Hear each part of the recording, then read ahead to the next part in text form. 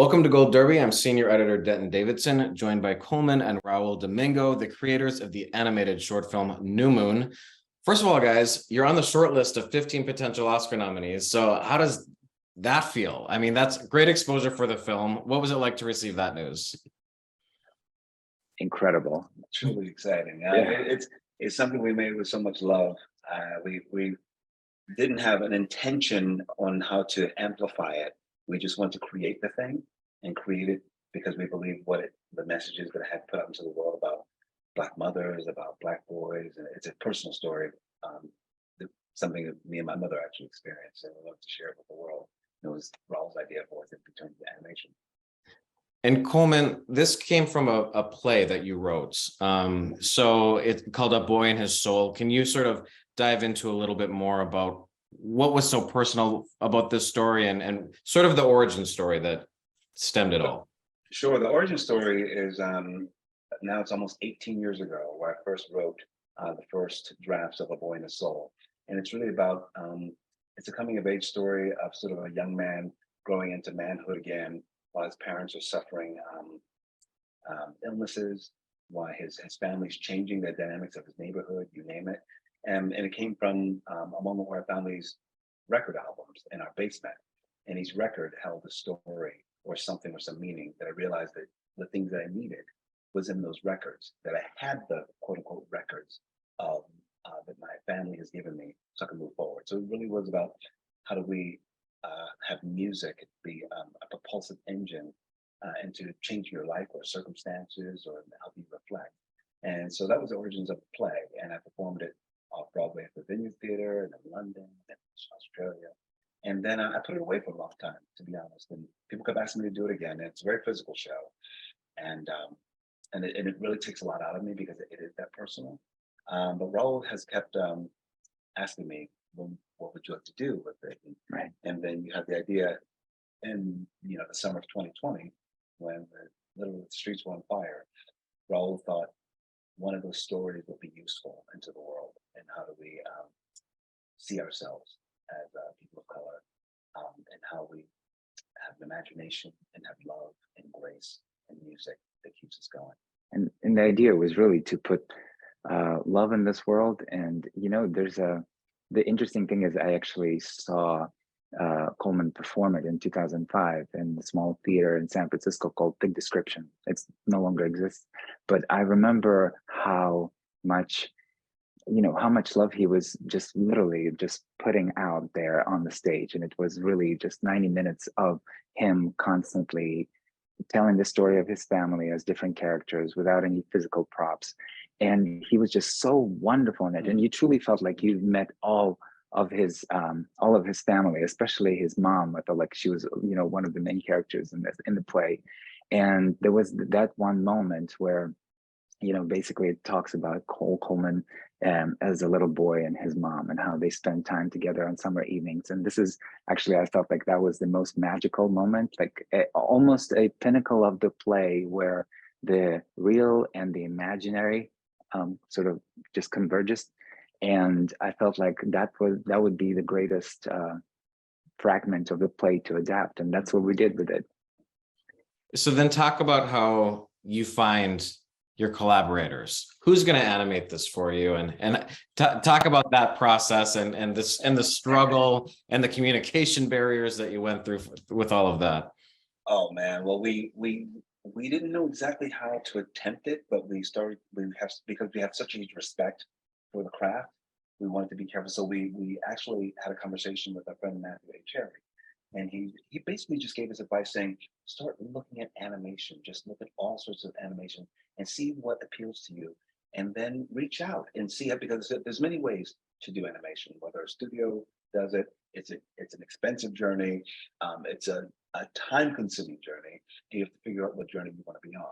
So we stumbled upon these animators as I saw this TED Talk that they did about James Baldwin, and this beautiful animation, 2D line drawings. It was rotoscoped as well. You could just tell, and I just loved it because it was so nostalgic. And I was like, "Well, look at this." We both loved it, and we thought this would make a lot of sense for this story in particular, because I know for sure in my heart, I wanted it, any story that I tell, I will reveal myself and my family so I can tell your story. So I felt like I needed to have that feeling of nostalgia. So it's your story as well. So it's something that calls on you, even the color palette, you name it. And so we saw them and we reached out to them. We cold reached out to them with an email, and they responded pretty quickly and wanted to engage and talk about it. And then we went on this journey that took 2 years. One doesn't speak English at all, right? Yeah. They're both French. They're both from Lyon. From Lyon, France. Yeah. Jeremy and Jeff, and they're phenomenal. And they work together. They have Gibbon Studios, their studio, and they're it's like, you look at an animation, you see like 150 names. There's no 150 names for this. It's those two guys who animated it. And then between, Raul and these two guys directing it, and written by these two guys, and then one other sound designer. So it's very mom and pop. What do you think? Yeah, it was, I felt like it was a wonderful way to come together, because I feel Colman and I, we have been working for such a long time, as long as we have been together for 18 years. And Jeff and Jeremy have been together, creating together, I think more than 10 years. They got together in the school, in the art school, and they actually went through school together and came out of it with a studio. And their output has been pretty prolific. They have so many projects that they've accomplished. And so for it to come together, from different countries, and and be able to kind of like overlap in terms of the creative areas, I felt like it was such a wonderful balance too, because I think we were all very careful with the story and trying to be gentle with it.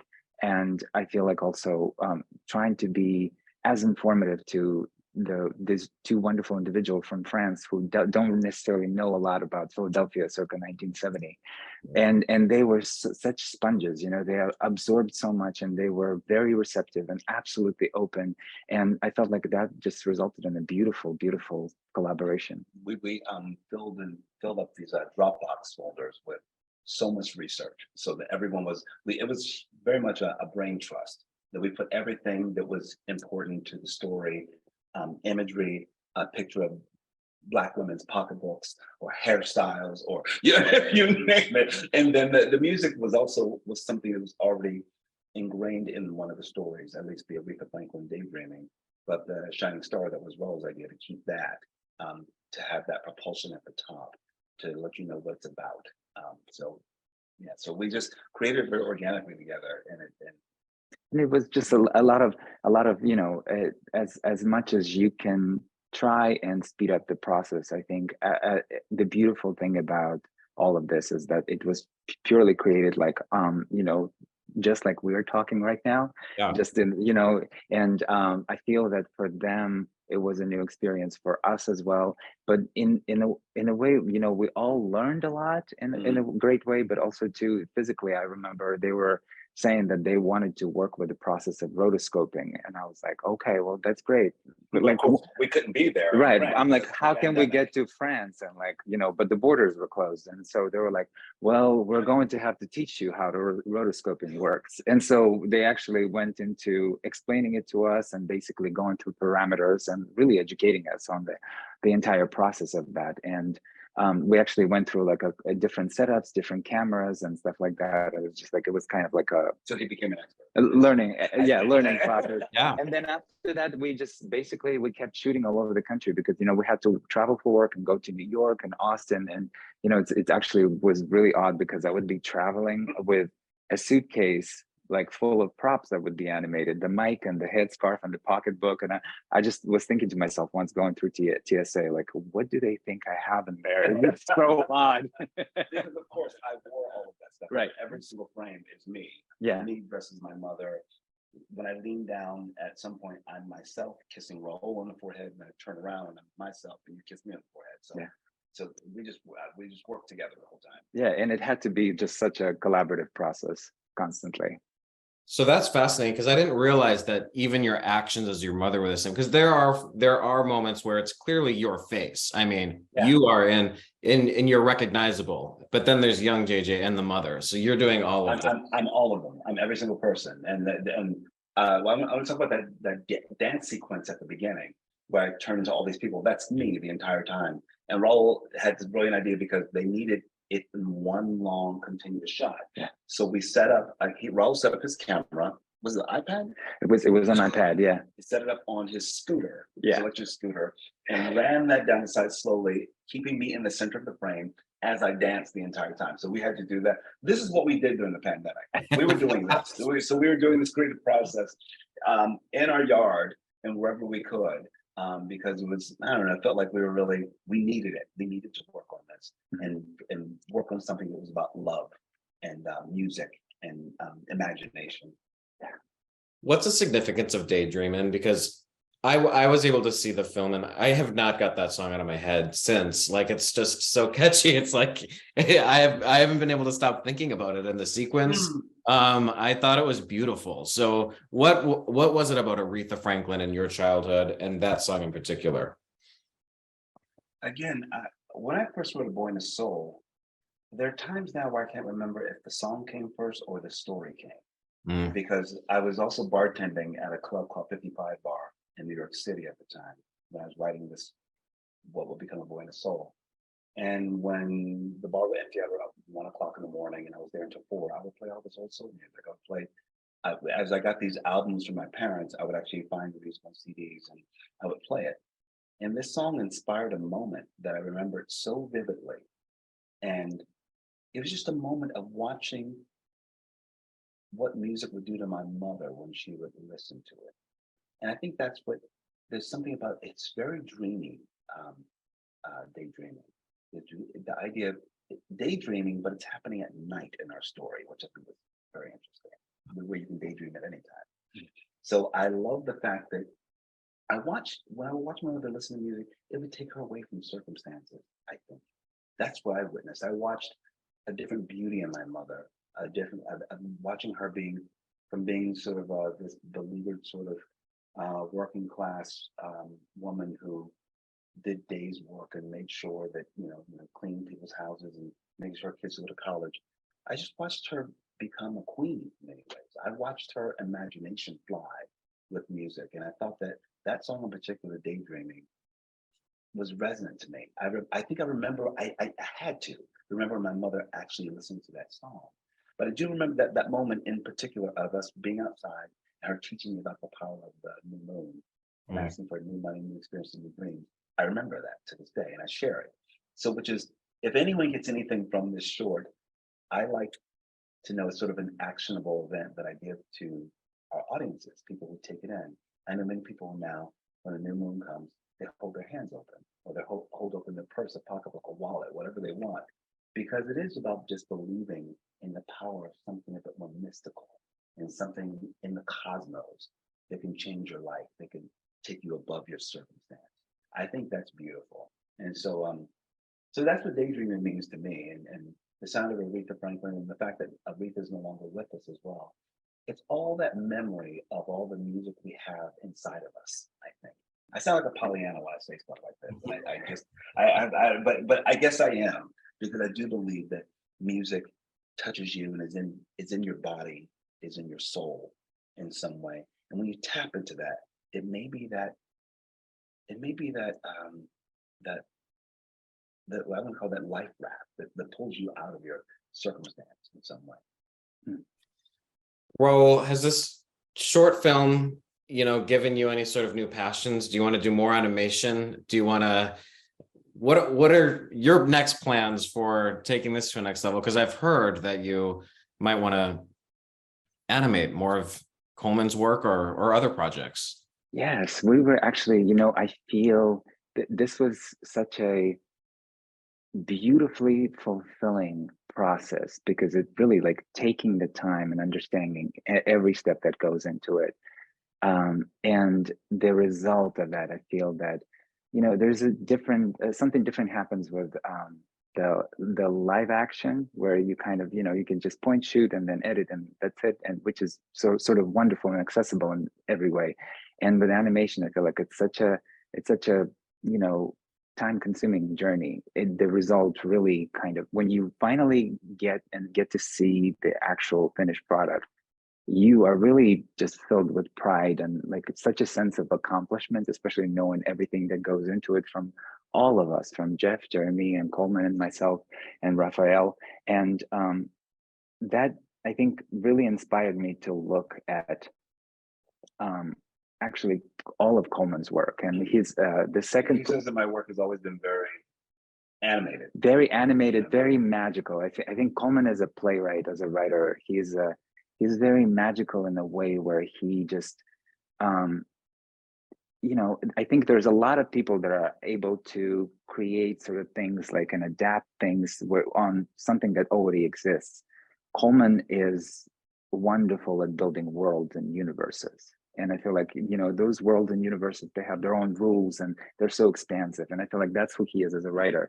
So to answer your question, I feel like he's actually his second play called Wild with Happy. I've been thinking a lot about that because there's so much magic there too. And it's it sort of continues the leitmotif of mother-son relationship. It's a little different, but it's definitely a theme that runs through his work because you loved your mom so much. And yeah, and I feel like that would be the next thing that we were thinking about. But also too, we were talking about it extensively, and I think I would want it to be a full animated feature, so it would probably take a lot longer than this. We'll see you in 5 years. Yeah.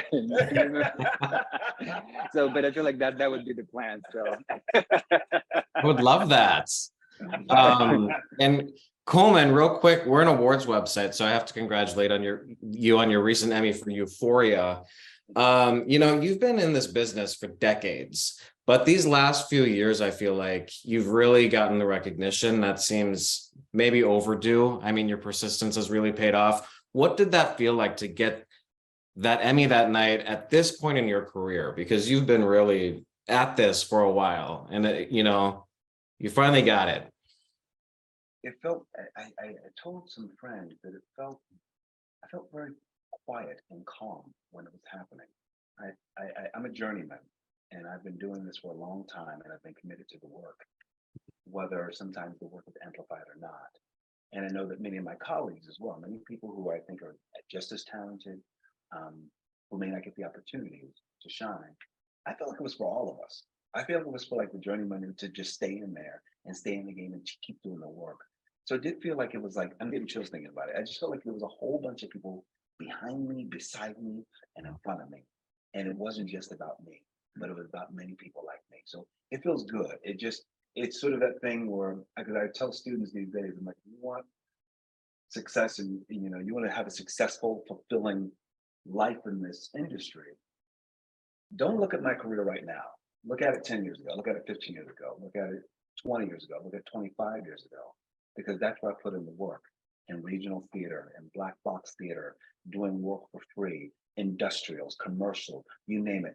If you want this now, it's not the career for you, because this is 32 years in the making to get to this. And I tell you, it's even more fulfilling because I didn't have immediate acknowledgement, I think success. I love the fact that I think there's probably something to my journey. The fact that I do so many things and play in animation spaces and film and television, theater, you name it, is because I've been able to do this thing in the industry. I wasn't acknowledged for that one thing, and then supporters do that one thing. I was more wily, and that's what I really appreciate about my career. And I'm really grateful that it's being amplified in so many ways and on so many platforms these days. I'm really grateful. Well, congratulations to both of you on New Moon. It's a beautiful film. We can't wait to see what you come up with next. Best of luck at the Oscars. Nominations come out January 24th. People watching this interview, head over to goldderby.com, make your Oscar predictions, and check out more interviews with the year's top contenders. And Colman and Raul, thanks for chatting with me today about New Moon. Thank you so much. Thank you so much. Be well. Have a good one.